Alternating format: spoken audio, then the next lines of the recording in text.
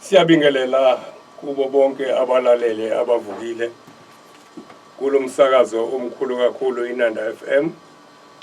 Ngesibingelele sithi imini yesabatha mayibenhle kubo bonke abangcwele kuphinaphi lapho bekhona emhlanganweni nabasemakhaya. Amen. Hawu, amen. Namhlanje isihloko esigibela phezulu kwacho sithi umphako wasentabeni ukuthi uShembe wasibuyela nani entabeni, yini le ayihlalela entabeni, mayisebuyile wasebuya nani entabeni. Akube umphako ke lokhu kithi njalo sihlale sikhumbule ukuthi yini le ayihlalela entabeni, wabuya nani, wayisethini, ngoba kuningi impela okukhohlakale.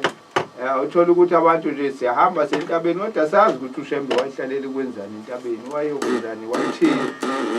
Ngakho ke kubalekile ukuthi sikhumbuzane ukuthi yini le ayihlalela uShembe entabeni. Ngiyakhumbula izolo ngiyathi ngiseThekwini enye insizwa ebengihamba nayo ingena kwenye indawo isiyangixoxela ke masibuya khona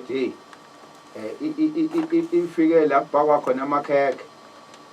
Amakhekhe amahle kanje, ifica kuhleli enye insizwa ifake ifoto elinoShembe, ilifakile nje la.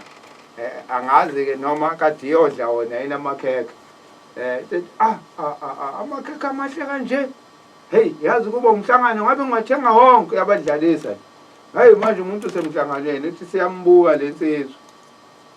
Uyayibingelela, uqala uyayibingelela yani usekhuluma nalaba akhuluma nabo. Isithi-ke lensizwa, hawu, uthi yena ngabe ngingathenga wonke lamakhekhe manje inkinga nemvubelo. Hayi kuhlekwe-ke nje la isitolo. Isithi-ke lensizwa, hawu, natshela ubani ukuthi amakhekhe awadliwa ngomhlangano. Hawu, uyithi amakhekhe nesinkwa awadliwa ngomhlangano, ithi amakhekhe nesinkwa ukuthi awadliwa ngomhlangano. Uthi yazi ngivele ngamziba ngayiqhubekela nalabo engiqhubeka nabo bangibonile ukuthi mangase ngiqale ngiphendule lo muntu omude umsebenzi-ke lo, ngoba manje uyambona lo muntu ukuthi kushuthi lento akhuluma ngayo khona la efundiswe khona noma kanjani.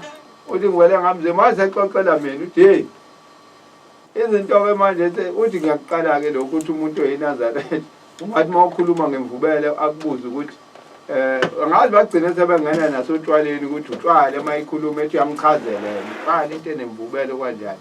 Hey wabona ukuthi inkinga le. Mfoka Mwandla singaqhubeki kakhulu awubingelele. Ngibonga ithuba isabatha elibusisekile eManazaretha lonke nabaleli bonke beINanda FM. Sibingelele nakomama njengoba kuyisifungo sabo siyangena ngoba kuyi ngokuthi hayi sisemhlanganweni kodwa isifungo nje siyimele sodwa. Siyabonga. Hayi mfundisi, uyazi-ke mfundisi ukuthi sivele sibingelele sithi singakasho lutho sekushaya u6. Manje nje kufanele nje hayi sivele sihlale phezulu kwalo daba ngoba lesikhathi lesi impela hayi sivele sigijime ngendlela exakile. Ake sihlale phezulu kwalo daba mfundisi. Asibingelele ke siphinde sibingelele namhlanje udaba esiliphethe eke ngifunde eqala isihlabelelo ngoba isona mhlambe esoqhamukisa udaba esiliphethe ukuthi uShembe usenhlangakazi uyokwenzani, usibuyela nani, ukuthi siyenzeni futhi. Incwadi ke engizoyifunda isihlabelelo kwezamaNazaretha kweyiqanjwe inkosi ilanga sisihlabelelo seshumi. Usiqambe ngomhla ka-16 January 1945. Sithi Thixo wami idwala lami wena ungikhohlwe ngani. Ngiyalila imihla yonke ngokuhlushwa isitha sami. Abahluphi bami bona bayangizingela njalo. Bayasho imihla yonke bathi uphi uThixo wakho. Yini imphefumulo wami wena udumaleleni. Methembe uThixo wakho ayikho enye inqaba. Namhla Nkosi ngiyabonga ngivumele ngize kuwe. Ngiyazendlala phambi kwakho kule ndawo eyingcwele. makube iphunga elimnandi kuwe wedwa ongumdali ukudumisa kwami phezu kwalentaba yakho. Yebo Nkosi, mangihlume ngibe ngoxakathileyo, mangithele izithelo ezithandwa nguwe. Zintathu indawo engicabanga ukuthi isemqoka la. Aha. 4, 5, 6. U4 uthi namhla Nkosi ngiyabonga ungivumele ngize kuwe, ngiyazendlala phambi kwakho kule ndawo eyingcwele. Uma sikhumbula kahle, uShembe ukhuphuke ngo-1913 ehamba yedwa phezu kwentaba yomhlangano. Engicabanga ukuthi kwakuyiwona uJanuwari. Yes. 1913 ukhuphukela phezu kwentaba yomhlangano.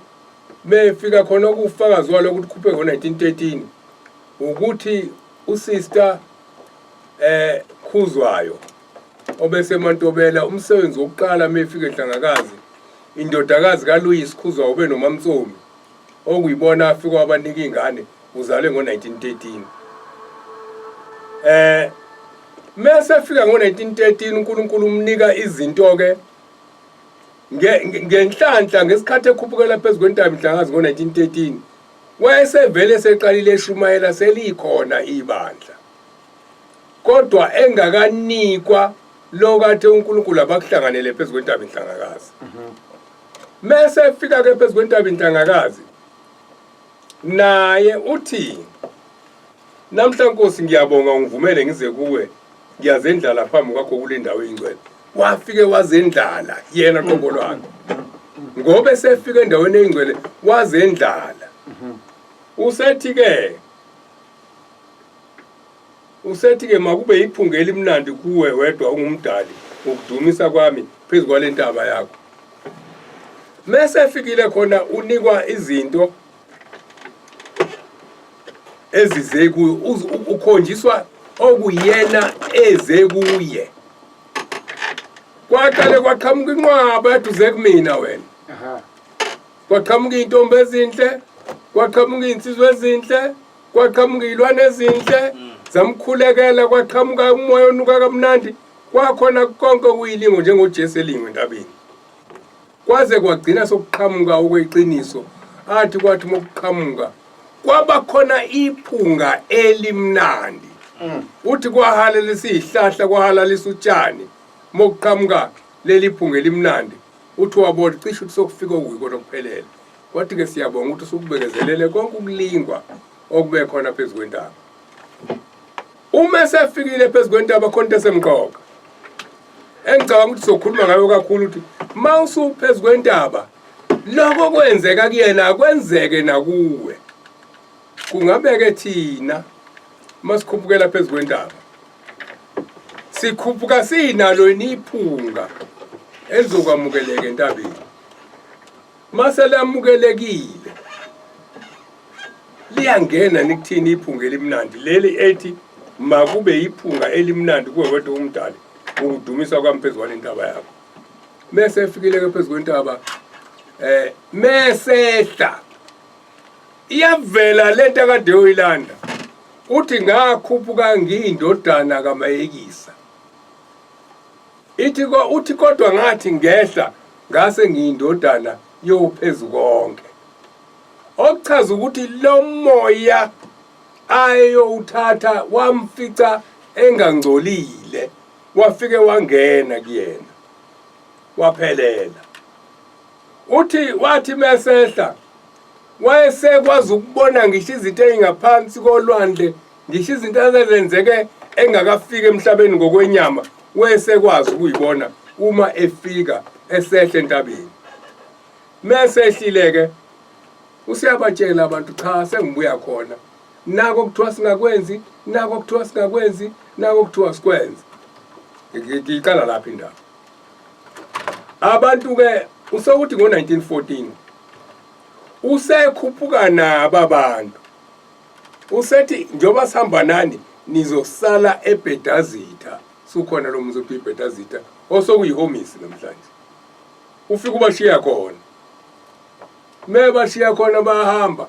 Abantu abakholelwe ekuthenini kufanele sihlale singenayo ushembe sithi simhlanganweni bakhala abantu awu ubaba ushiya kude kanje ushiya kude kanje ukuthi ngabe singcole ngaleyo ndlela ukuthi kufuna sisale la eBhedazitha ahambe na entabeni sesimbona bakhala wathi uNkulunkulu yabezwa laba abantu bayakhala bafuna ukukhuphuka mase ngenyaka olandelayo wayesekhuluma noNkulunkulu ukuthi ngicela ukubasondeza mhlawumbe abazokhala useyabasondeza sebefika basala emaseleni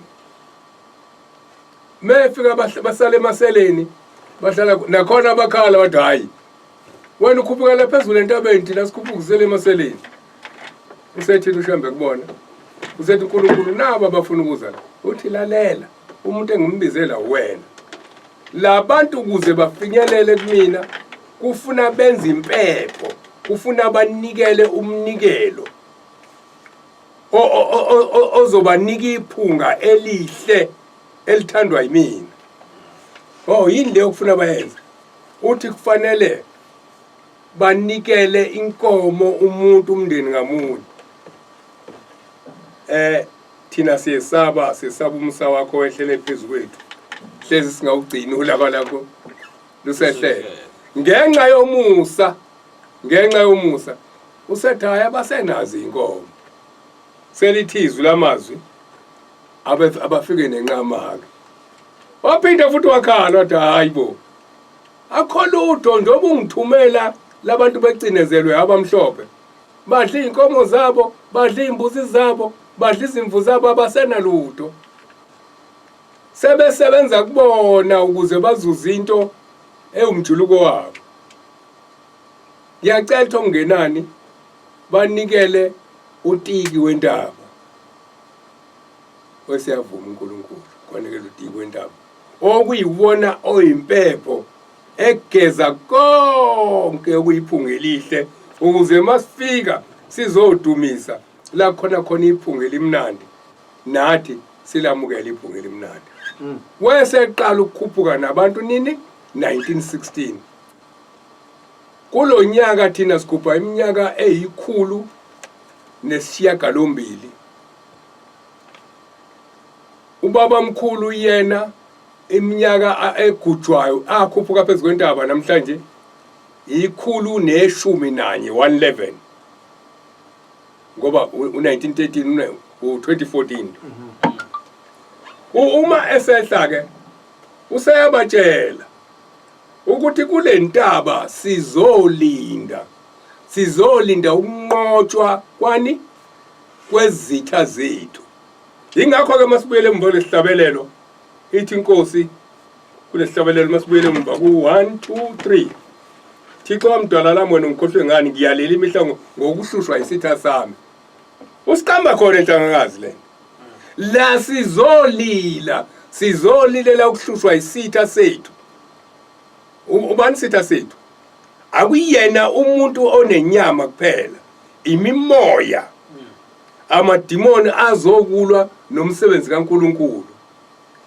azotshala isono kuthina usethi ke ushembe uthi uNkulunkulu uma siya kule ntaba kufuna sifake ingubo yensimbi ingakho sifake iMnazaretha ngoba sizolwa nedimoni uNkulunkulu uzothuma abakhe basezulwini abazosigada la sigadele sitha kodwa kufanele ukuze sihlangane nawo bese benqobe sitha senze njani sigqoke ingubo emhlophe usethi ke kule ndawo ekaliwe la ithi indoda kaMakhathini kwakuthiwe kungakhiwa emva kwentaba sasihleli nayo ikhuluma kwakuthiwe umvangeli uMakhathini waseTrustfit uthi kwakuthiwe kungakhiwa emva kwentaba zonke izinto ubaba mkhulu ayishoko uMakhathini wabukeka kabi kubantu ngoba wakuphika konke ngisho noma sokufanele agcotshwe angene esikhundleni wathi cha kwathi abafundisi bobo ukuthi ngeke mina kathi sebemsuse ebuvangeleni bamsusa wathi ngeke mina nalana ke ulocation uMakhathini uthi kwathiwa kungakhiwa emva kwentaba angikhuluma into yokuqala ke namhlanje siyajabula sithi basizwele uhulumeni usilethela ama-toilet ayimbiwa ama-toilet. Umthetho wokuqala sisendaweni esizofuna iphungela imnandi kuyona. Ithi incwadi yangale kuDeuteronomy ithi 23:9 ithi akube khona indawo yangaphandle ngaphandle kwekamu. Into yokuqala uthi alizokwakhiwa itoilet. Isikhathi esikusona ngicela sibuke ukuthi siwulandeleni lo mthetho. Awekho ina ama-toilet emva kwedokodo. Ithi le yancwadi ngoba uNkulunkulu uyayithuma ingilosi uyahamba phakathi komuzi ehambe esinqobela izitha zethu ngoba isendaweni yephunga elimnandi. Mesehla usesitshela enye into. Usitshela ukuthi kuthiwa emzini yethu akube nombhalo la ingilosi zizobona omunye umthetho asibuya nawo. Akube nombhalo esangweni umubili othi dumisani uJehova. Amen. Ilokho okushiwe ubaba mkhulu. Manje lake khona imbhalo esesiyibhalile ke thina. Ayiyinaki ingilosi leyo mbhalo. Umbhalo ofunwa ingilosi uthi dumisani uJehova. Amen. Uthi ke uma asikhulume le ndaba. Yeah. Uthi ke uma ingilosi ifica lo mbhalo ziyama ziwugade lo muzi. Into yokuqala lenye aqhamuke nayo ehle nayo. Esibile khona usethi umuzi wamaNazaretha uba namatshe amhlophe ukuthi aqhamuke nawo. Sithe sifuna ukuthola izinto athe mesehle entabeni wafika wasinika zona eziyikhali zokulwa nomubi. Zonke lezi zinto ezibhaliwe uJayela umthetho. Lo dumisana uJehova uyavuselelwa njalo. Ubhalwe kabusha uhlale usulwa ngoba ufana nebodyguard yakho noma ufana nesign yokuthi wena ulala ukhona. Ngiyakhumbula umfundisi ukuthi uqala ububhalwa ngopende njengomcaka esicabheni engakabi khona izitika ngesikhathi sikababa omkhulu ngoba phela uyena waqala ukubabhalela abantu nabo wasethi ababhale futhi kwakumbhalo omude kuthiwa kwakubhala ukuthi kuleli khaya kudunyiswa uJehova kwaze kwafika ilanga ke laselithi dumisani uJehova. Amen. Ubaba omkhulu ke bathi mayichaza ngaleso sikhathi nathi sikhule ikhona leyo moya leyo uthi uhleli nje endlini uzongqongqoza umuntu uzuthi ngene uthi uyabheka hawo kanti bengqongqoza nalento ukuthi uthi uma uhleli endlini ubona isithunzi sithi shayi ewindini uthi uyalunguza ngala akho umuntu egcekeni wamkhulu ke kunemoya le eminye esuka ithunyiwe eminye kusuka kuyimoya le hamba intunta nje emibi ibikithi inqo ifuna ungena la ekhaya izohlala ngoba imoya ihlala ifuna la izohlala khona wathi ngena usungenile kuthiwa uyinkinga ukukhipha ngoba uthi ngangeniswa la ekhaya ngisho sekufika amankolo esethandaza uvela ugoloza uthi hayi bu mina ngangeniswa la ekhaya ngihlala lana mina ngithi la ngangeniswa usibanibani wena wathi angingene la hawu uqala ukuthi wayize kungenisa kwakwenze njani kanti leyo moya manje uthi baba mkhulu le moya ithi mayifika bese ithi nhla ibona udumisani lo uJehova ibona la hayi umuzi la kuyakholwa kulomuzi kunomoya kaNkuluNkulu bese yadlula ingabe isangqongqoza sengenzela mfundisi ukuthi ungazoyilibale leyo part ngoba ishintshwe imbhalo nje ngoba bakwazi ukubaluleka mhlawumbe bakazi abantu bachazeke ukuthi yini ukubaluleka kwalombhalo njengoba sekubhalwa noma imuphi nanokuthi nje busasho Thabo ikona esasinikwe kona kodwa manje ngenxa yokuweba sigcina sesineminye imibhalo nezitika efakwe emawindini kanti kwakushuda ifakwe ezicabheni. Yabona nje ngikufakazele kuleyo ndawo nathi ekhaya sike sathola omunye umuzi kodwa salibala nje ukufaka uDumisani and kwagcina kuqhekezwa Mm. yabo ngakhumbula ukuthi hayibo samaNazaretha ngase ngifaka imibhalo ethi dumisani uJehova kuphindanga kwagqekezwa Mm. yabo Ngoba kwawona amasela lawa asuke ethunywe imoya yamaya ukuthi hamba lapha. akhumbula ukuthi kwangena amasela samaNazaretha njengoba ezimfundisi zifuna namatshe amhlophe Mhm. agcina impela bafaka udumisani uJehova njobusho Mhm. fazela Mfundisi. inkulumo Sicabanga ukuthi siphezu kwaleyo ndaba kakhulu yokuthi uma uyiNazaretha ushembe kwehle nakuphi. Usathi ke kule ntaba akuhwetshwa Mhm. okuchaza ukuthi akudayiswa. Uma siphaphama ubungamukeli ngisho imali entabeni kumuntu ekutsheleka noma ekukhokhela isikweletu sakho. Mm. Mhlambe imali obuyimukela eyokuphiwa umuntu yakubo. Mm. Kodwa imali yokuthi uyangikweleta anikhokhelane entabeni. Ingakho kuthiwa asiqede konke singakakhuphuki. Yingakho kuthiwa uma umuntu enesikweletu akakhuphukele entabeni. Mm. Ngoba yonke into esephaketheni lakho uyigcine njengomnikelo wokuyinikela kuJehova. Uma usuthatha le mali uyinika omunye umuntu kusho ukuthi wena usukhonza yena iyahlehla ingilozi. Mm. Ngesikhathi wena umsebenzi wonke weyithukuthuku zakho usukulethe kuJehova. Mm. Mase kukhona omunye omnikayo khona into ezoshoda bokufanele uyinikelele ukuba ngimnikanga usambuthi le mali. Ingabe ngiyinikelile impepho. Mm. Ingabe nginikelela abakithi abalelo thulini lomhlaba. Senginike yena. Mhm. Ingilozi siyahamba yakulowa wena uthathe umnikelo. Uma siye entabeni konke sikuphethe ukabani ukaJehova. Mm. Ingakho ke ukuweba bokungekho. Inkosi 1960 uqala ukukhulunywa ngokho kwesitolo sehlangana kwa 1968. Amadoda lapha phansi kwentaba. Ontombela nokhuzwayo nomthetho. Nomhlongo nontuli. Nombambo bakhuphuka bayintabeni. Bayocela ushembe. Uma kukhona wena sisondelele isitolo ngoba usukulethe konke. Kukude kashonisa la sithenga khona.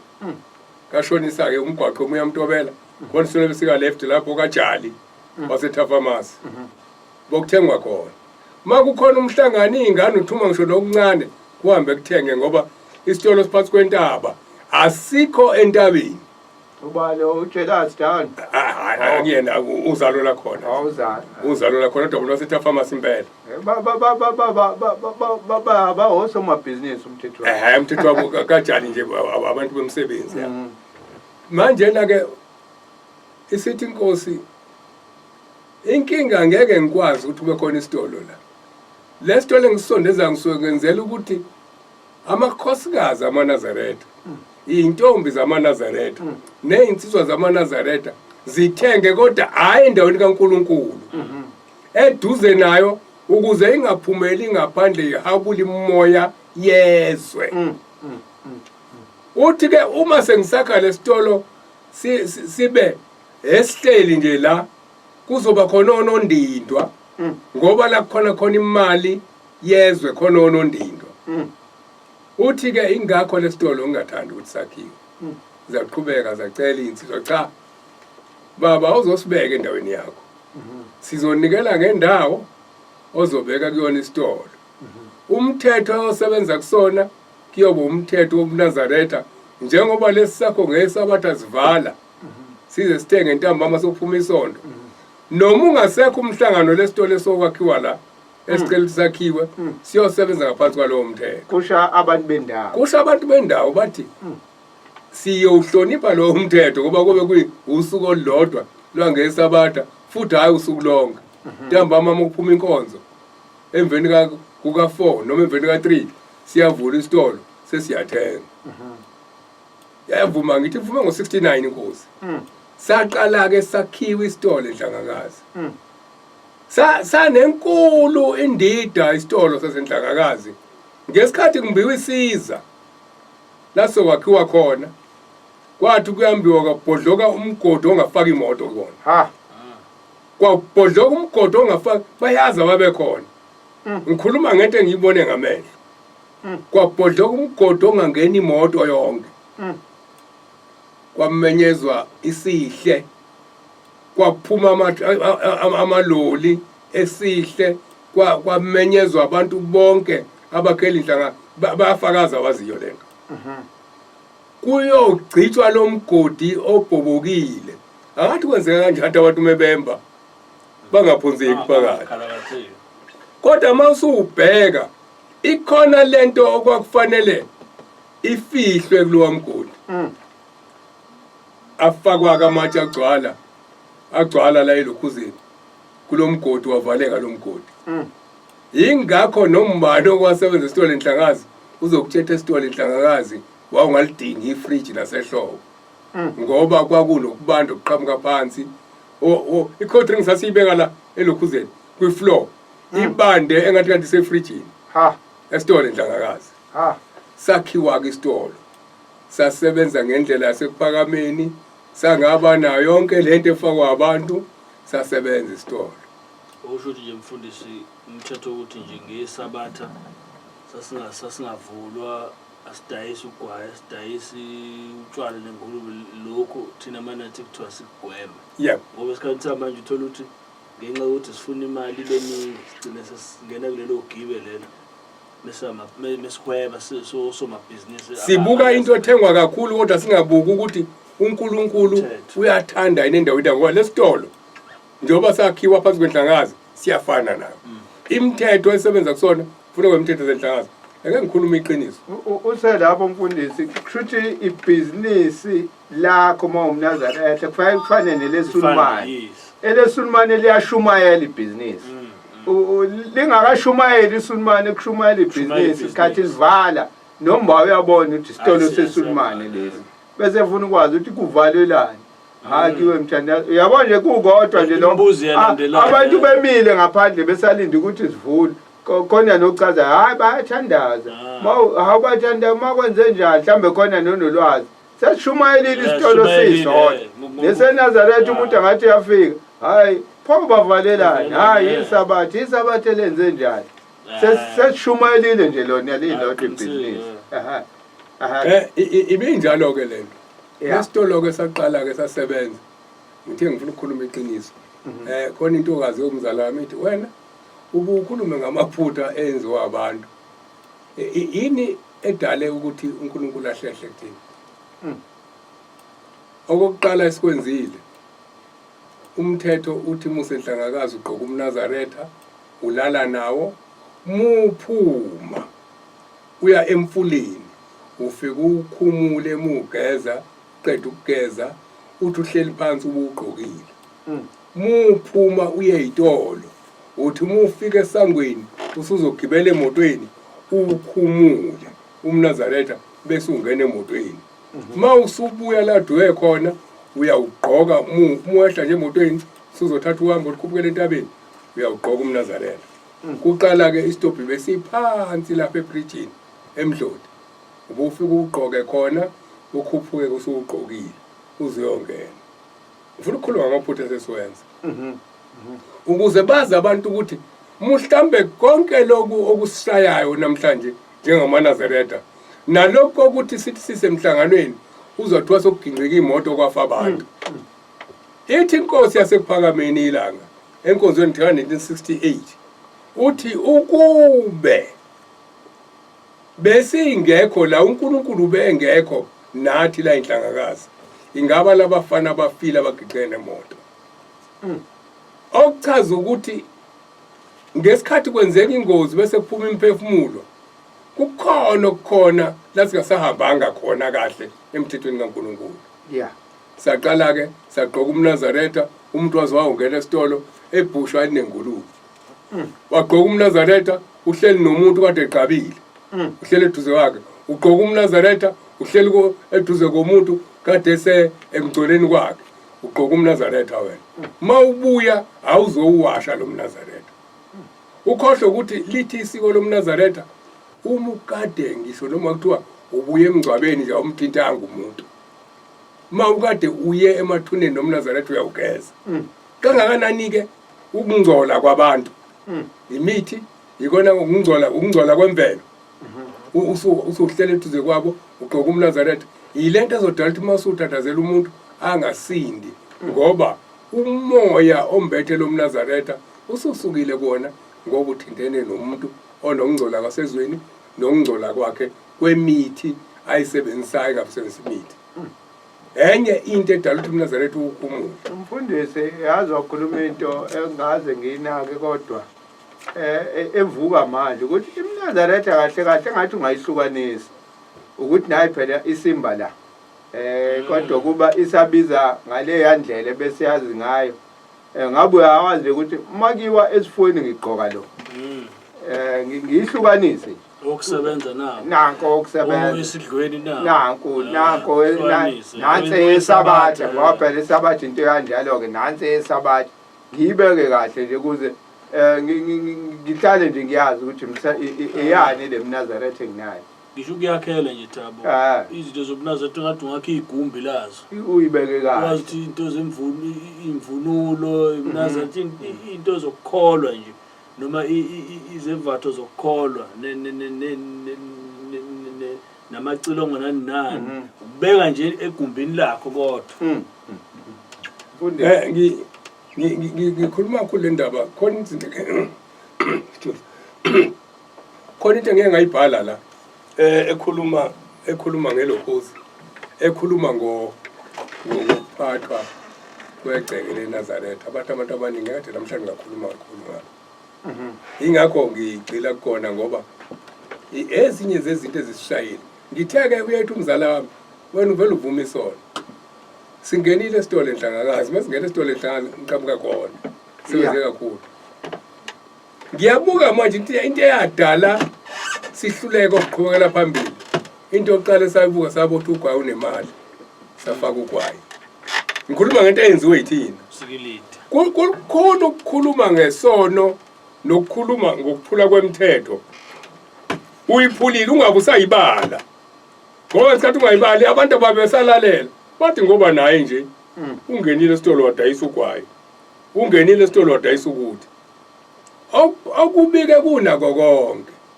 okubike kunako konke isekhona nibhuke limnandi engikhuluma iqiniso iqhamukaphi lento ukuthi umuntu ufika esitolo ugcina usuncengwa angikhulume phambi kwabantu akuyona ekashembelo yokuthi ugqoka umNazaretha umgcojwa bese ngiyakuthola wena usunyonyoba ngemumva akungidayisela isinemfu angisibhemi ngibhemela abantu abadala makube iphunga elimnandi kuwe wedwa ongumdali lokhu kudumisa kwami phezulu kwalentaba yakho uShembe ukuze angasho ukuthi asisheshe sikhuphuke ingoba yena ngaphambi ukuthi akhuphuke entabeni siyasikhumbula isikhathi la khona idumo zakhe zahlukana kabili kwakhona esiphansi esasi sinyakaza izilwane singcolile sibolile bayambuza ukuthi njengoba usula emoyeni uyafisa ukubuyela kulesa sidubo sakhe esiphansi ileyo nto okufuna siyibuze sona nathi mesiye entabeni sisuke idumo lethu sehlukene kabili kufanele singabuyeli kulezi zinto ezenziwa abantu basemhlabeni uthi uShembe ngisafuna ukubuyela isithi ke indaba kuyena shiya amakhosikazi akho thanda mina ngedwa sithe masingena ke esitolo sangasakhohlwa indaba yokuthi la isitolo semphefumulo kakhulu kunokuba isitolo senyama othenge khona medla ukudla kwakhona udla ukudla impuphu yakhona inokusindiswa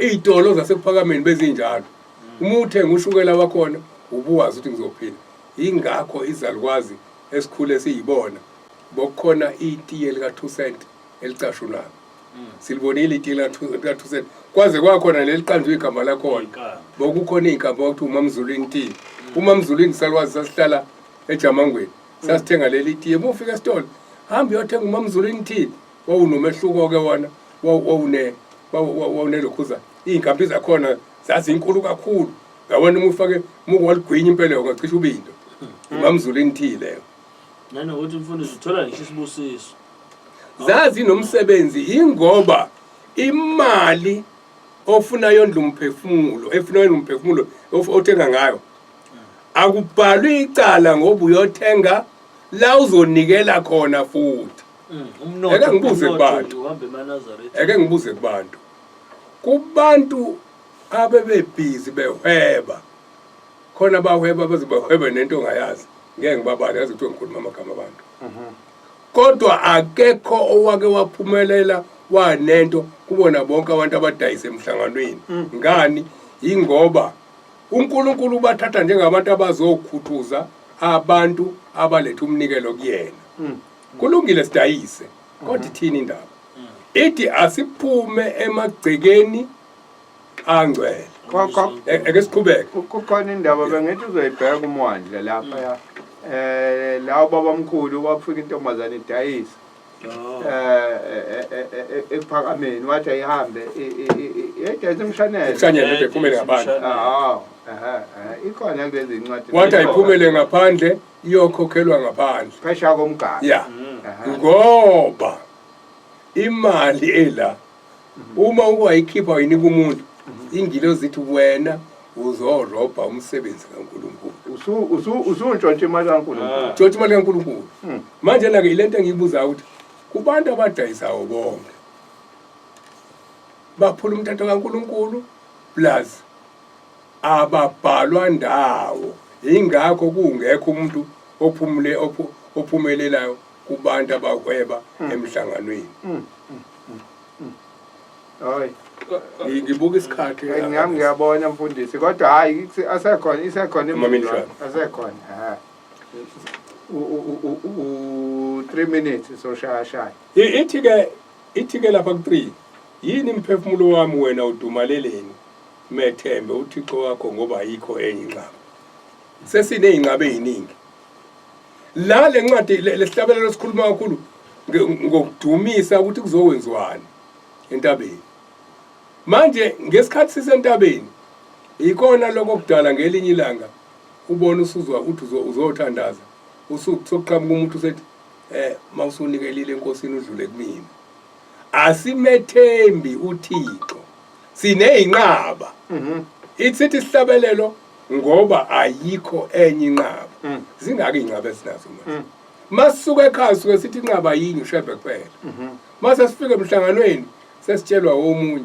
khona siyixoxile ethe insizwa ngangidlala ngifuna ukumota abantu bakholwa kanjani ngakhuluma ngomuntu odayisa isilwane esilusi yinkomo uthi kwaphendula umgcobo athi hey awu sizwa kithi unayo inamba yalowo muntu ithi le ndoda ngase ngithi hayikhona inamba yakhe umsebenzi kaNkulunkulu ubulawe yithina ngokuthi sinezinqaba eziningi ithi le ncwadi methembe uThixo wakho ngoba yikho enye inqaba yinye ushembe kuphela sathi masifika ke hlangakazi sase sibondo ngiyakhumbula nami ngikhuluma phambi kwabantu ngigcine senginethimba lami elidla amajuba everanda kwesitolo sikashembe namhlanje ngiyayibuza ukuthi ukuba umnikazi waso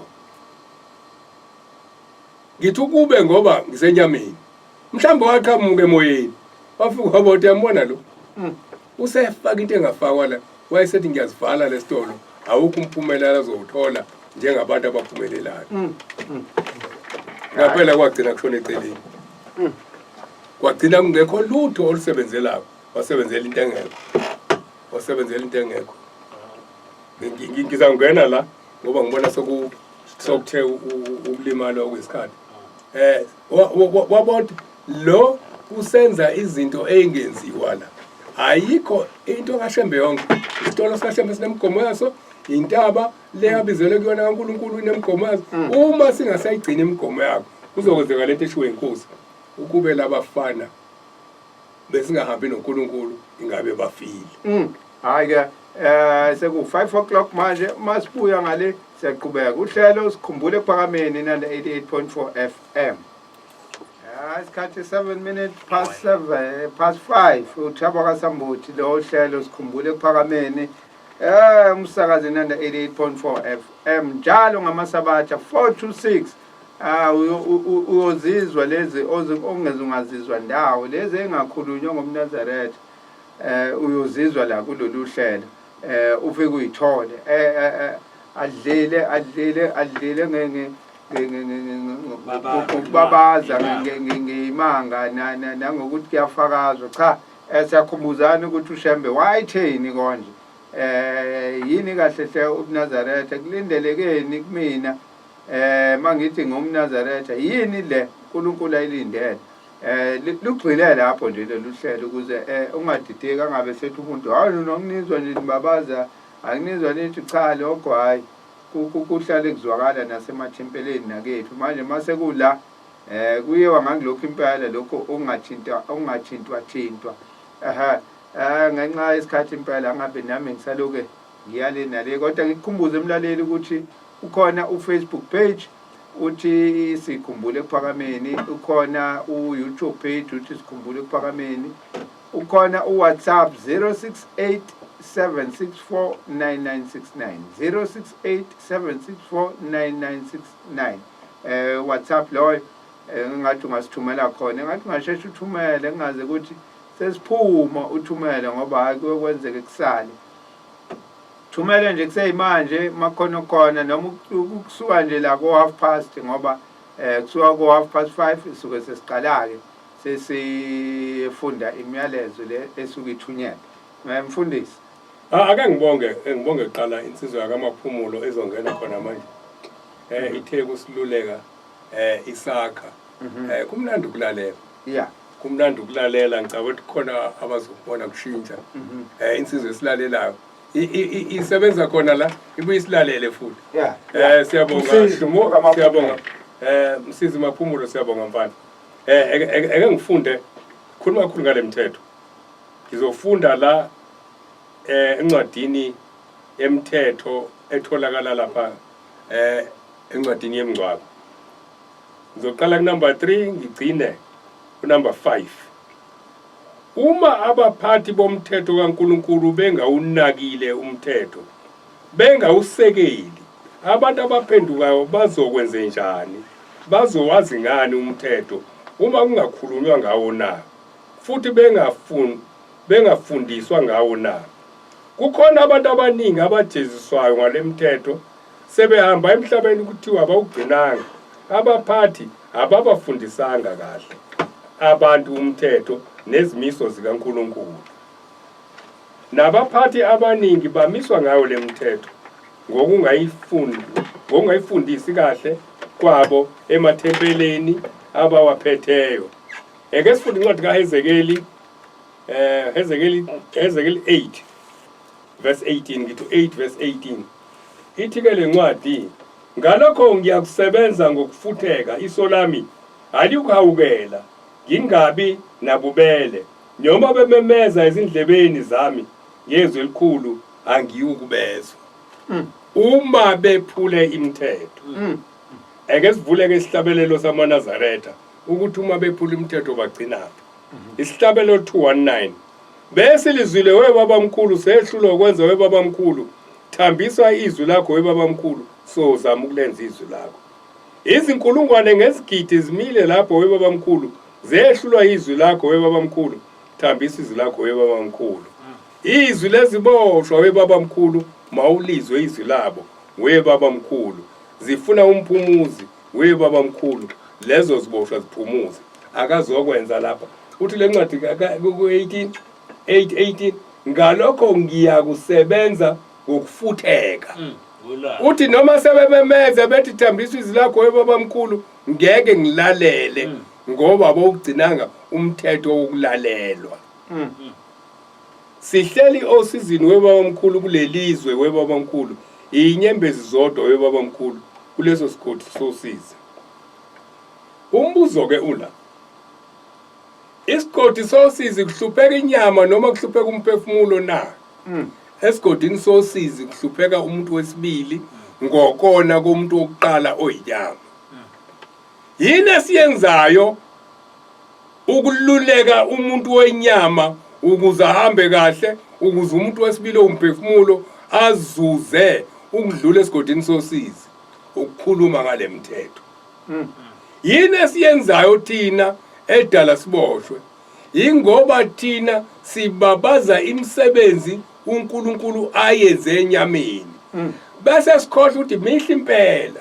Kodwa inyama ihlotshiselwa ukubukwa abantu, ihlotshiselwa ukuba inhle emhlabeni, kodwa ekugcineni sinekhaya eliphelele ezulwini elidinga kulungiswe umuntu wesibili owumphefumulo. Esikhundleni saloko thina ebuNazaretheni namhlanje lezi zinto ezibhalwe la akekho umuntu ofuna ukukhuluma ngazo esontweni. Akekho umuntu ofuna ukukhuluma ngoba sifuna ukukhuluma ngezinto ezodonsa abantu. Ithuma lokuqala uma ungenamsebenzi uzothola umsebenzi. Lo msebenzi usuba yilade kwezulwini. Uma ungenankosikazi uzothola unkosikazi. Lo nkosikazi uzoba yilade lokungena ezulwini. Akasalulekiwe lo nkosikazi ukuthi umthetho kaShembe uthi ungunkosikazi ugqoka kanje. Umthetho kaShembe uthi musemhlanganweni unkosikazi ugqoka kanje. Umthetho kaShembe uthi uma uyindoda umphatha kanje unkosikazi. Ngoba umthetho kaShembe awukaze ubandlulule. Awukaze ubandlulule abesilisa, awazi ubandlulule abesifazane. Njoba ngade ngikhuluma ngomNazaretha noma uthiwa sesontweni impela. Ingakho kuhlukaniswa indlela kuhlukaniselwana ukuthi abashadile bodwa, amakhosazane wodwa, amadoda wodwa. Kunezinto ezenziwa abashadile angazenzi intaba yepheza. Uma imimoya yalabantu ihlangana behleli ndawonye uzothatha umoya womuntu oseshadile wokwenza izinto zabantu abashadile. Uma owesilisa esondele eduze kwesifazane kunezinto okuwumthetho kaNkulunkulu osokuthe ngokwezwe kwasekuthiwa hayi ungamsiza udadewenu uma enje. Imithetho kaNkulunkulu ngeke ishintshwe ilento okuthiwa idemocracy, intando yeningi. Bathi ngesithi bathi for the people by the people. Bathi umthetho is of the people by the people for the people. Akekho uNkulunkulu akangeni la. Yonke into yabantu kanti thina uma sesikhetha inkosi sizosebenzelani? Sizosebenzela umuntu wesibili okumphefumulo ongcolayo ngokona kwani komuntu oqala oyinyama. Ngithi lento democracy for the people kanjani isintu by the people. Indlela ukuphilisana kwabantu. Ukuphilisana kwabantu emhlabeni. Isintu phela into enziwa abantu. Ingakho kuthiwa isintu. Ingakho isintu sesinamhlanje athi umuntu hayi isintu sithi usuke la uyendwedwe kunesintu sakhona usuke endwedwe uyembumbulu bathi thina ngala senza kanje usuke la uye kaNongoma bathi thina senza kanje ngoba into yabo into yabantu kodwa uma usumNazaretha kubusa okaNkulunkulu ukuthi esigodini sangakini nenza kanjani akusebenzi sekusebenza ke manje okaNkulunkulu ukuthi uShembe uthi uNkulunkulu wathi enzani kanje. Ake siqhubeke futhi. Namhlanje ubona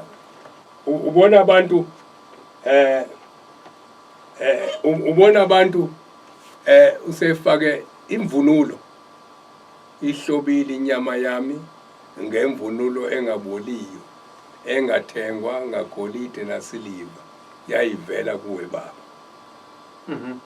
Le mvunulo yethu akuyona yesintu. Ibheshu lokugida kulona lesintu. Ingakho kungafanele ubonakala usuyececeni ngalo. Ingakho kungabonakali kungafanele ubonakale usutshelekisa ngesidwaba somgidi unkosikazi utshelekisa intombi emulayo eyoshaya ingoma. Nasemkhosini ethize egujwayo. Nasemkhosini noma kuthiwa esintu lonto yani umkhosi walemvunulo munye ukuthi yasina inyama yami ngemvunulo. Le mvunulo yokusina inyama ngoba athi umuntu umkhosini welembe ngoSeptember awungiboleka Heritage Day. Heritage Day awungiboleka kuyavunula ingane esikoleni nasemsebenzini awungiboleka Ke siqhubeke-ke u6 ngiushiye ngephutha. uJesu wathi ngiqinisile ngithi kini owephula abe munye kule miyalo eyingcosana afundisa abanye okunjalo kuyakuthiwa ngomncinyane embusweni wezulu. Kodwa oyenzayo ayifundise kuyakuthiwa ungomkhulu embusweni wezulu. Asizili uzozama ukuba bakhulu. Kodwa siyobalekela into eyodwa ukuthi kungashiyi ukuthi asishongo lutho. Phezu kwezona esinazo kodwa lento kufanele siyikhulumile ngoba yakhulunywa uNkulunkulu.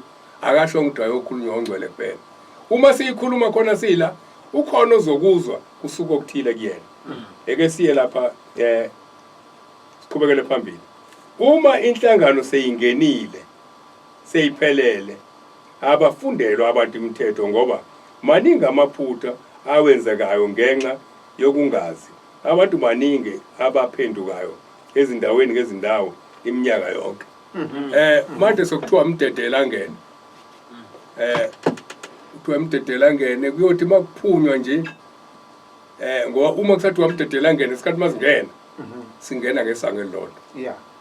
Mokuthiwa umdedele sonke silandela lo ohamba phambili singena ngesango elilodwa.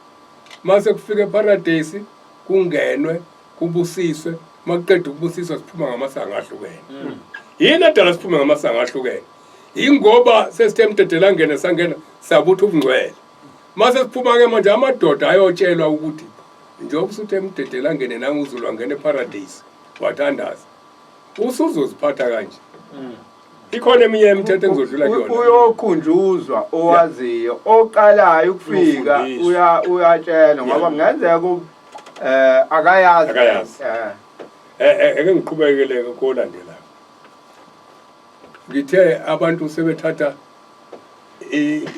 imvunulo kaShembe le okuthiwa ihlobile inyama yami ngemvunulo engaboliyo engathi ngagolide. Engiqalela kuqala.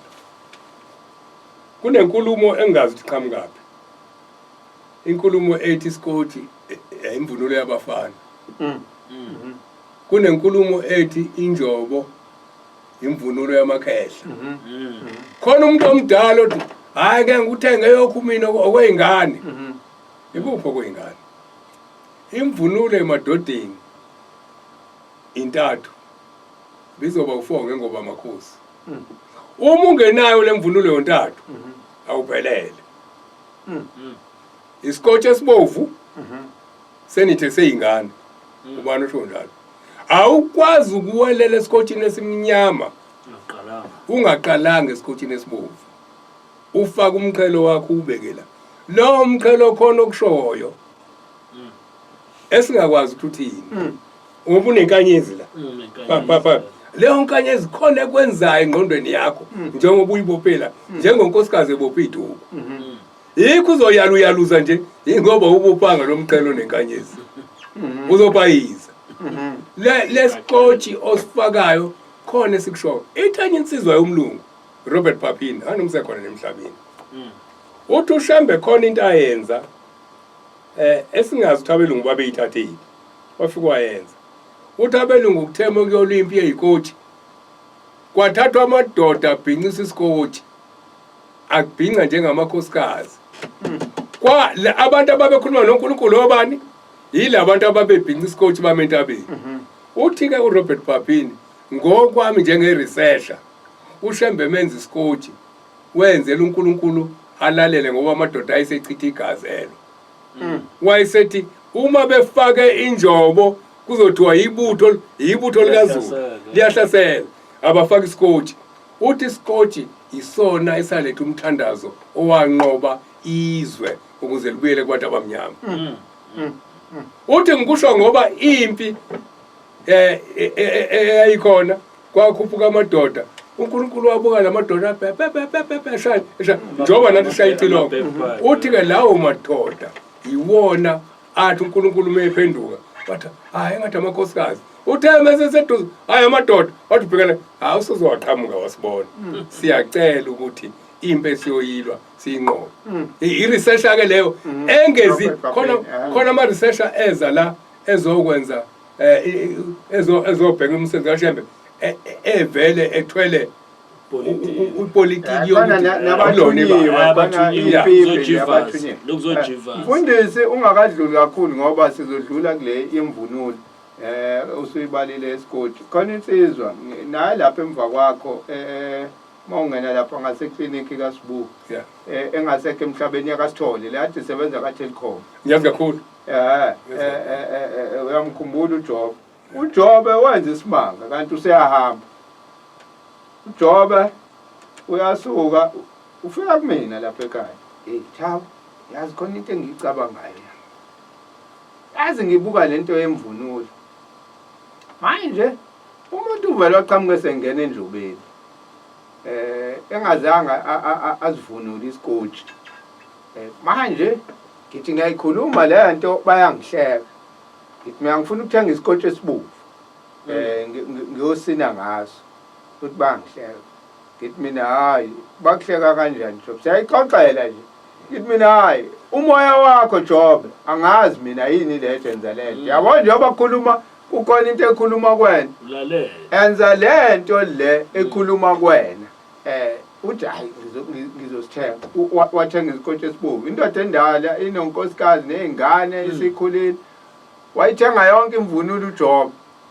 wahamba wayogida nezingane ngesibovu uthatha itshebe ingane yakhe ifaka isikotshi isilapha kwesimnyama manje yena uqala kwesibovu wafaka esimnyama waphelela nje wayithunga yonke nje imvunulo waba na hawu kanti umuntu uyenza lento uyahamba selungisela indlela usakhuluma leyo nsizwa yanikela umnikelo omkhulu ukuze isukume indle zethempelini esabelweni kaSini yaphakanyiswa yileyo nsizwa yasukuma yakhiwa indlu kaSini abantu laba kuwumhlangano ngempela njengoba sithinta ngathi impela njengoba sike sithinte nosanta nawe uyangena kosanta ukuthi nje umuntu owahamba esazi ukuthi khona into ayishiya eyisifundo naye kanti uyayithinta nawe mfundisi nisayithinta nje le mvunulo ngikhumbula netafel copy nje umhlangano lo wesikhumbuzo sikababa mkhulu senziwa osikhumbuzo njalo sokufika kuNazaretha usenziwe etafel copy uqala ukwenziwa March 10 yes ngangabona ulayini nje wesikotshi esibomvu futhi ithempeli lithize lavumelana ukuthi asiqale nje ulayini wesikotshi esibomvu abantu ade babegida kodwa sengivumela into eyishort apho nanothi into esho umfundisi ukuthi awazi abahlangabezi bakho ukuthi bawuhlangabeza bebhinqe yabo no iqiniso imvunulo uthi ubabudlomo ithi inkosi umqali wendlela ngemvunulo ngale kwabahlangabezi uthi amasango okungena kuwona uma uhamba uyinkosazana emathathu awu7 ngoba imvunulo iu7 isango ngalinye ungena ngemvunulo isango izibo 7 kusho ukuthi ikuvulela amasango 7 kwenzakalani uma kwenzeka ukuthi khona eshoda yodwa sesingena ngomsi ayikho ke imvunulo kuthiwe yeyingane yini imvunulo eba yeyingane yipi le mvunulo utubhani ngoba asikho isikhathi lapho uthi usuphumile kutubhani ubuyele kuona kodwa le ewu7 emakhosazaneni isango nesango ungena ngalo uma uhamba uyingane usekutubhani ungena ngale katubhani uma uyinhlayisuthi amasango ongena kuona mathathu kuthiwe akudluleke uye kulela sango lifuna imvunulo ethile awunayo uzodlulela kanjani kwelilandelayo ungake ngoba alandelene ngenye indlela ke abantu abazi ukuthi ayikho imvunulo kuthiwa imvunulo yengane ongathatha mhlambe kancane uthi hayi sengimdala le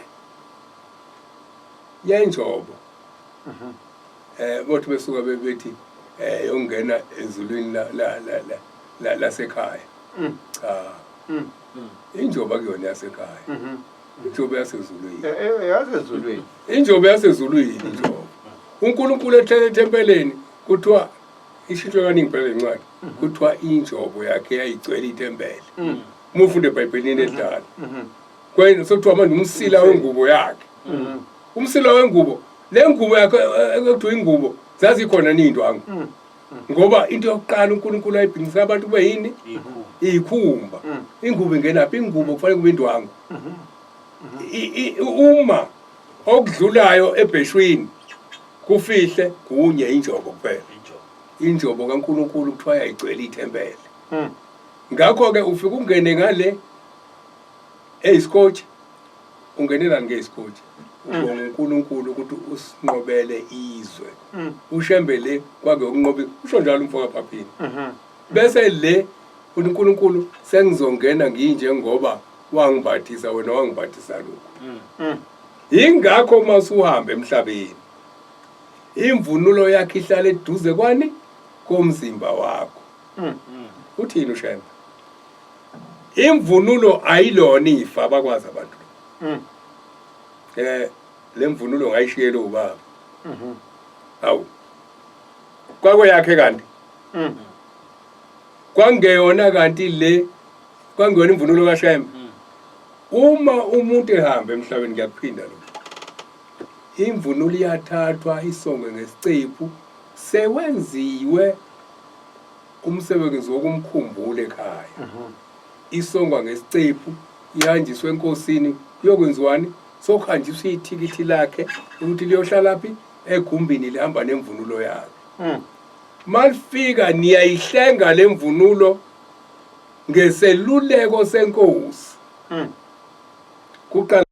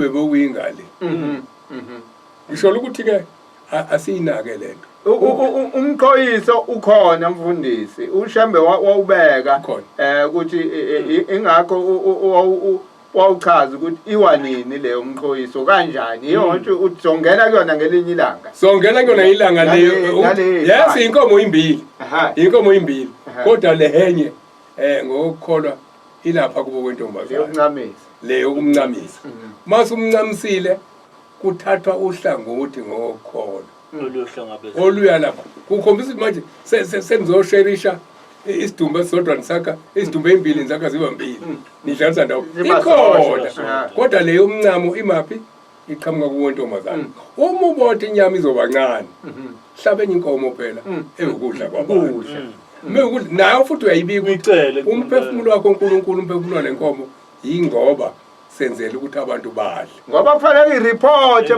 ayireport umphefumulo wakho ufike kanjani cha bokunomshado bokwenza umshado ngesikhathi bejabula labantu abadla lenyama bayakhuleka labantu abanika inyama ubancenga ukuthi balekelela umthandazo wokubusisa lo mshado owenzile la ekhaya asiqhubeka sisentakazi akavunyelwe umfana ame nentombazane akhulume nayo engacelanga kubaphathi bayo noma izihlobo salo noma ezihlobo sakhe nentombazane ayivunyelwe emthethweni ikhulume nomfana engacelanga kubaphathi la ithe ukuxegisa ke lencwadi kodwa umthetho kaShembe uthi ngisho uyise mokushiwa ngumfana la kukhuluma ukuthi umfana omncane ngisho uyise wentombazane ngelanga ngesikhathi sokuhlangana akakhulumi nengane yakhe uma iletha ukudla ekama kuumhlangano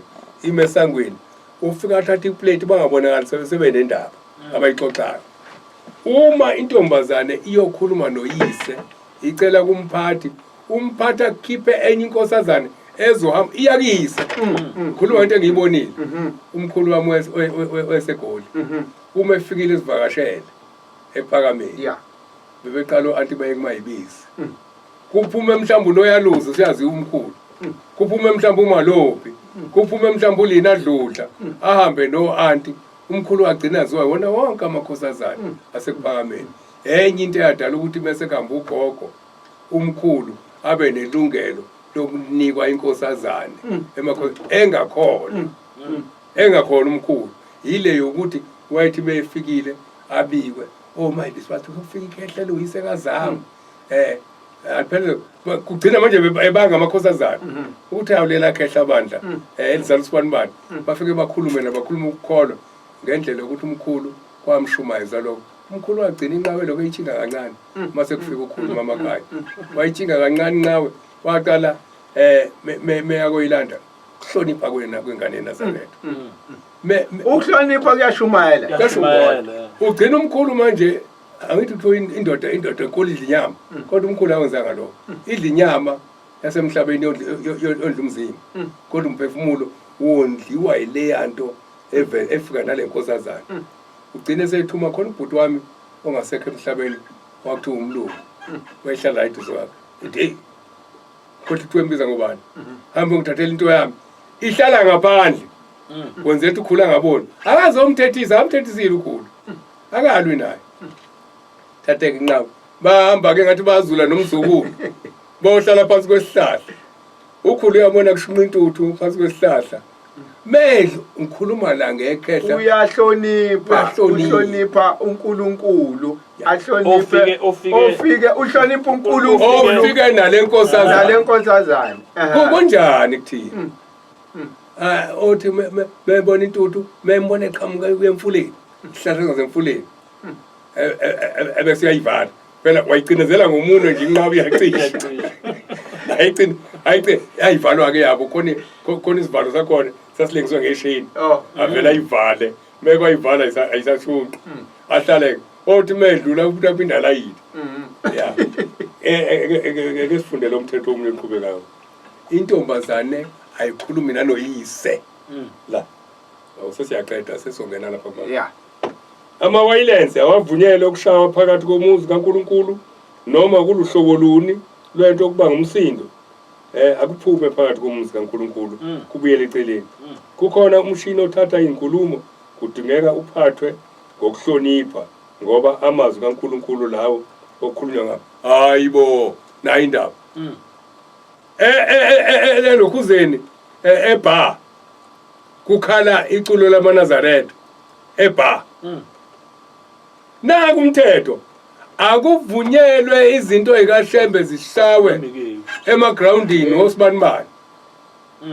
Khona ijoint ekade lila kaBest nje kaBest bihlale dlala ingoma zamaNazaretha njalo mawudlula lapha ejointini. Yeah. Lezi ngathi zomgidi. Ewe.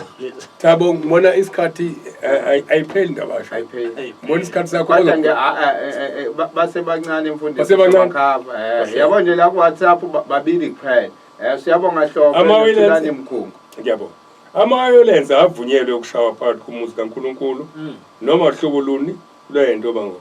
Kukhona imishini ethatha inkulumo kudingeka iphathwe ngenhlonipho ngoba amazwi kaNkulunkulu lawo okukhulunywa ngawo ithina amaNazaretha. Kuzwakala kabi ukuhamba ngebhasi nansi inkinga.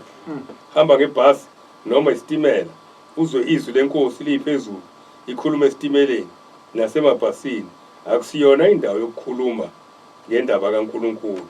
Exodus 20 verse 7. Exodus 20 verse 7 ekesubheka ukuthi uthini. Exodus 20 verse 7. Uthi kuthiwani lapha. Thona nalaba hwebayo. Sesiyitholile. Exodus 20 verse 7. Ungaliphathi ngeze igama likaJehova uNkulunkulu wakho ngokuba uJehova akakwimiyeka oliphatha ngeze igama lakhe. Uma udlala iredo udlala kubantu abangena ndaba nalena. Uma ufuna ukukhuluma indaba kaNkulunkulu ejointini. Cela is time. Cela is time. Cela is time. Umshumayeli nje selapho umfundisi isikhathi sabesegijima kakhulu kodwa ubusibukelayo. Cela is time. Umshumayeli nangu lapha eduze kwakhe uBen Maphumulo umshumayeli omdala ongasakho. Wayesixoxela ethi mina ngangishumayela kakhulu emajointini lapha eMawoti. Wayifika kanjalo njengokuthi base bemlalela bamazi ukuthi nangu lo mfundisi afika ngene acele ngisho komnikazi ejoint amnikeze ithuba hayi kubekwe phansi ikali alale bayibeke phansi ikali washo ukuthi bakhona abantu abaphenduka lapho ukuthi babe balalele impela njengoba uthi wena ecela isitime hayi nje ngoba abo nje abanaki cha babemvumela bayilalele lento ayikhulumayo. Khona into enye le yamafoto yafana nale. Ufaka ifoto la. Uma umuntu ebona ufaka ifoto obala amafoto afakwa ngaphakathi. Hayi umuntu alengisa isithombe senhlangakazi akusangeleke eTexini uvindwa isithombe singaphezulu kwesifuba sakhe. Ifakwa ngaphakathi ifoto.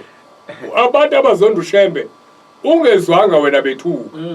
Ngesikhathi bethuka naku lokho akufakwe lo ebese leyo nhlamba icala libekwa kuwena uhamba ugabisa ngefoto lika Shembe obala lifakwa ephaketheni lifaswe ngesikhano ngaphakathi ngoba sengenza into engazile kuthiwa labantu bakaShembe nalaba ngithi njalo kade ngilinganisa ngayo amakhekhe bazothi hawu engale abantu bakaShembe sihlala nabo basidla nabo izinkwa namakhekhe senza nabo ngoba akashongo lokuthi uyiNazaretha kodwa ubefaka bayashinga futhi ngoba bashinga ngawo amafoto awuthi ke ngene la qale la ku WhatsApp Thulani Mkhungu imini yesabatha mayibehle kwabancele siyabonga ngamazwi akhaya nokusenza siqonde kahle ngobuNazaretha amen siyabonga Mkhungu angigibele phezulu kwevoice note ke manje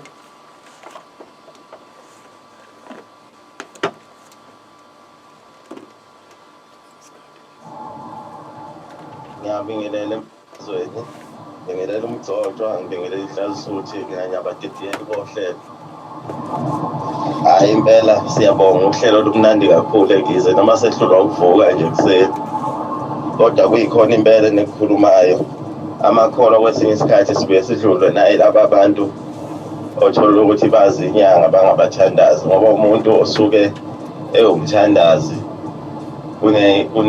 namajazi awagqokayo kodwa uma sewuqhamuka ugula ngolunye uhlelo oludinga umuthi uyawayeka lamajazi akhe akhuleka ngawo umbone sephuma esethi hayi manje lokho sekudinga olunye uhlelo aphume aye kwenye indlu lapha emsamo usezogqoka ezinye-ke iy'ngubo namabhayi akhe mhlawumbe okungoma noma ngabe awani akhe-ke ukuthi manje sengena kulo mkhakha wokuthi hhayi sengiphumile kulokhu kokuthandaza manje ngiyalwa manje sengifaka umuthi phakathi ngishaye ngifake impinda mshaye ngizilokubuyele emuva lapha siyabulala manje nakhona-ke ekukholweni kunjalo njengoba sikhuluma ngemvunulo nje kaNkulunkulu uma usuyithatha wena usuya kuyijadu usuyogiya ngayo laphana ugiya inhlamba ugiya yonke into usuwenza okuphambene ngoba umgidi kaNkulunkulu uma usukuhlanganisa nokunye ngoba nengoma nayo inoNkulunkulu bayo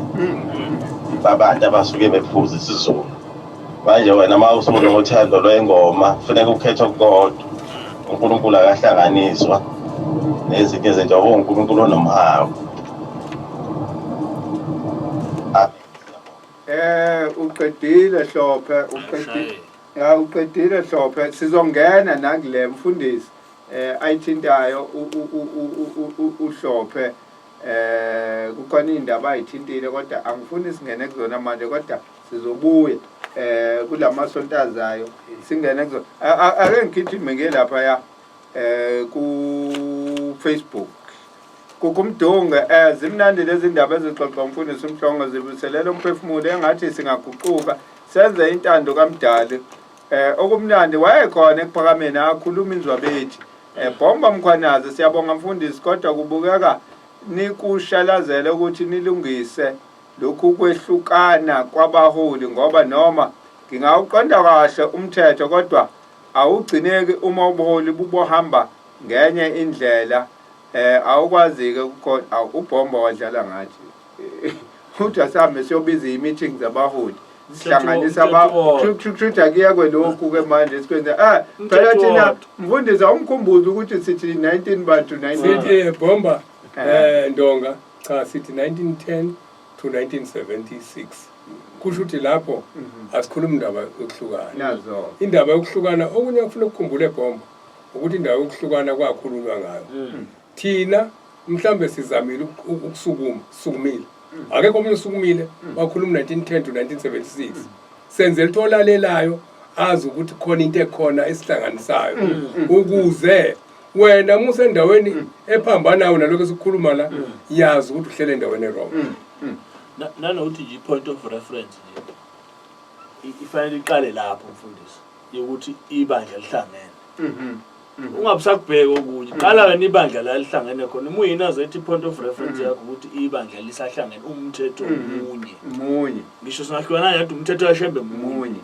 hayi ngenzela ukuthi akhumbule uBhomba Mkhwanazi ukuthi sikephi la sikhona manje usesibeka ku 2020 bani no 90 lento sichazwe kaningi mhlambe nala epageni sekufana ngibhala ukuthi sikhumbule kuphakameni 1910 19 ukuze abantu lezothengena nje avela shesha ayibone lento mduduzi Mdlalosi uthi siyabonga ngalezi imfundiso ake ngigijime futhi ngiyacabanga ukuthi abantu basendleleni babheke emhlanganweni kuyavuka moya emhlanganweni ingakho nje bengekho abaningi mesula izulu ngicela ungipha imigudu engingathola ngayo izincwadi yezintshumayelo zenkosi ilanga nembhalo kaBaba uDlomo ngicela ingibhalele la ungaphenduli ohlelweni noma ungiphe inamba ka WhatsApp okay hayi ngikunikeza inamba ilula le ngoba udinga information hayi ngibona ukuthi akakho sala ngephutha hayi ngishilo ngathi namhlanje hayi enye into Thabo ne-network mhlambe i-network isihlupha kakhulu sonke ya kungenzeka mfundisi siyasonga manje othi nje kancane khona udaba la kade ngithi kule voice note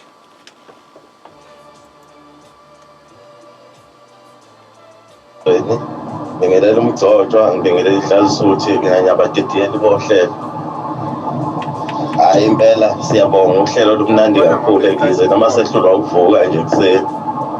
Kodwa kuyikhona impela nekukhulumayo. Amakholwa kwesinye isikhathi sibuye sidlulwe naye laba abantu othola ukuthi bazi inyanga bangabathandazi ngoba umuntu osuke ewumthandazi namajazi awagqokayo. Kodwa uma sekuqhamuka ugula ngolunye uhlelo odinga umuthi uyawayeka lamajazi akhe akhuleka ngawo. Umbone sephume sethi hayi manje lokho sekudinga olunye uhlelo aphume aye kwenye indlu lapha emsamo. Usezogqoka ezinye-ke iy'ngubo namabhayi akhe mhlawumbe okungoma noma ngabe awani akhe-ke ukuthi manje sengena kulo mkhakha wokuthi hhayi sengiphumile kulokhu kokuthandaza manje ngiyalwa manje sengifaka umuthi phakathi ngishaye ngifake impindamshaye izinto zibuyele emuva lapha siyabulala manje nakhona-ke ekukholweni kunjalo njengoba sikhuluma ngemvunulo nje kaNkulunkulu uma usuyithatha wena usuya kuyijadu usuyogiya ngayo lapha nokugiya inhlamba ugiya yonke into suwenza okuphambene ngoba umgidi kaNkulunkulu waNkulunkulu uma usukuhlanganisa nokunye ngoba nengoma nayo inoNkulunkulu bayo babantu abasuke bephuza isizulu. Manje wena uma usunothando lwengoma kufanele ukhethe okukodwa. uNkulunkulu akahlanganiswa nezinye izinto ngoba uNkulunkulu onomhawu. Amen siyabonga. uNkulunkulu onomhawu. Nangihlekisa la ngikhumbuza enye indawo yomuthi enkobeni. Ithi inkomo yaphuzisa umuthi ngibuka ngo2 litha. Yathi siphuziswe lo muthi-ke yahlatshwa kwamnandi kwangumcimbi. Anede nje ngawadla ama-inside akhona angiwubonanga wonke umcimbi lo. Ngabona lo muthi lo ngenkathi ufika lapha eswini ukuthi khona into ade uyenza. Nami ngesikhathi ngidla lolusu namathumba akhona futhi lento yangena kimi ngakhishwa isisu waze waphela umcimbi kwaze wafika walanda igqoko mina ngilele phansi. Ngaze ngasinda ngasathembi sekulesibili. Amen. Hey, hayi uyena uJobe lo ngiyabona ukuthi ubuya thubele ingwele kodwa ngiqale kuyona leyo ngoba hayi ukhuluma into ezibalulekile zona asithi hayi isizosala singena nale azivalelise mfundisi. Ake sivaleliseke sikicela uNkulunkulu ahambe nabasendleleni abaya emhlanganweni. Bebefika emhlanganweni bafike bazi ukuthi bazofuna bazodumisa phezulu kwentaba. Bafike bacele benze kube iphunga elimnandi. Bangenzi konke lokho kade sikhuluma ukuthi akwenziwe emhlanganweni. Inkosi yobusisa ubusuku. Umhlangano obusisekile eManazareth nonke magumbi noma nomhlaba jikelele. Isabatha elibusisekile kuthina sonke nabalaleli beNanda FM naManazareth onke jikelele ukude kuphame. Amen. Nangu ubheka inhlangaso uthi amen e-studio. Sibonge uThabo kaSambuthe okuvalelisayo. Inamba kamfundisi uMhlongo ithi 060 613 1515 060 613 1515. Umfundisi uMhlongo lo ngizokhumbula futhi ngibhale kuFacebook. Mangakayibhali uzohlehla nje noma iposta ngesonto edlule noma ke uzoyithola inamba yakhe. Kusasa sikhumbula asilungiseni ekseni 9 to 12 asangeni ntambama singene ekseni 9 to 12 sizobe sibheka le ndaba le yamasiko abantu athi umuntu into iyisintu sizobe sibheka lezo zinto lezi ezikhulumekayo siyazi nanti udaba likhulu kakhulu la lakhulunywa laze lagcina selifaka nobuNazaretha phakathi kuthiwa izinto ziyisintu.